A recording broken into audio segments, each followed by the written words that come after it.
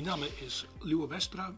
Ik kom in Plotten op Plesoer onderhoren omdat Plesoer landelijk collectiecentrum is van de tinksporten in Nederland. Daar ben ik ook zo wies mee, want juist in Friesland hebben wij de enigste inheemse tinksport van heel Nederland, namelijk Friesdammen. Wat is Friesdammen? Dan sla je net alleen nog Saskeën, maar je slaat ik rug uit in Oerdwas.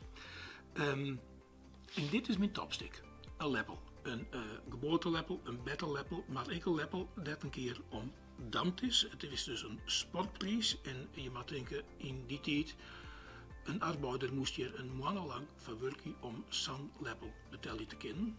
Deze leppel dat is omdamd in 1829 en dat staat hier in de Rhône. De 4 maart 1829 is deze lepel gewonnen te Grauw met dammen door Gerben minus IJsselstein. Later is het internationaal of het Hollandse, het Poolse dammen is hier in Friesland komen. En toen zeiden ze van ja, dat is ook het echte dam. Hier in Friesland is een keer wat oors betocht. Omdat je hem zo nodig apart wijzen had. Maar dat is helemaal net zo. Want als dat zo wie, dan zou in zijn advertentie erbij staan op hokkerwezen, nevens hokkerregels, als er spelen waren. Maar hier staat gewoon dampartij.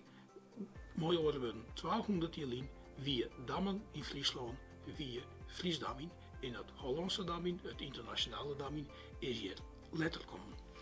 Dus wij hebben de enigste inheemse tinksport van heel Nederland en deze leppel beweest het.